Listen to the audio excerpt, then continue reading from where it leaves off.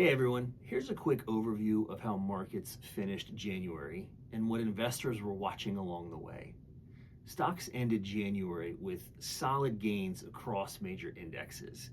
The S&P 500 closed near 6,940, the Nasdaq was above 23,000, and the Dow was just under 49. For stocks, valuations, especially in the US, are elevated.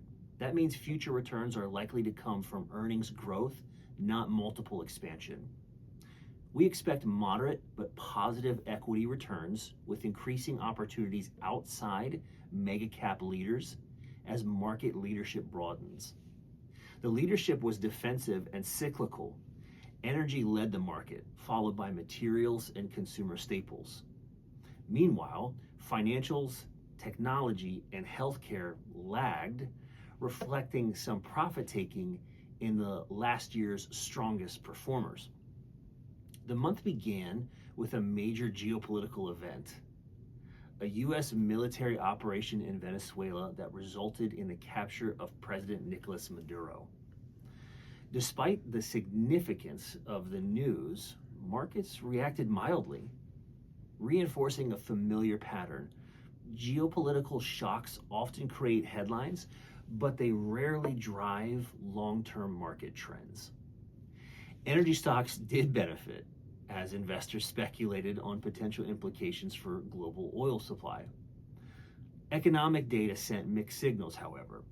Job growth slowed modestly, but unemployment declined, and wage growth remained steady.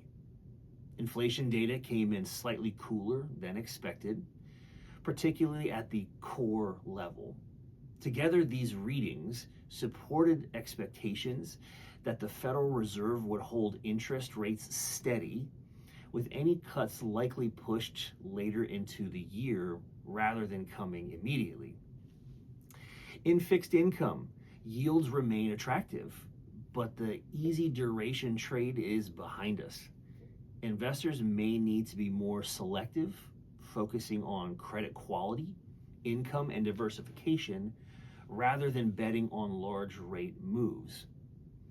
Later in January, bond yields moved higher as investors focused on rising deficits, growing government debt, and renewed trade rhetoric. This pressure wasn't limited to the US. In Japan, government bond yields surged to levels not seen in decades following fiscal policy concerns, adding to global rate volatility and raising questions about spillover effects into other markets. The month closed with the World Economic Forum in Davos, where global leaders emphasized dialogue amid ongoing uncertainty. For markets, though, the priorities haven't changed much.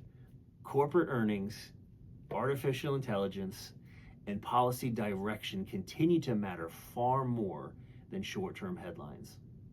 So the takeaway, markets remain resilient, but leadership is shifting, and staying diversified and disciplined remains essential. I want to thank you guys again for your trust in me. I don't take it lightly. Let your close family, friends, and family members know that I'm here to help, and I'm looking forward to it.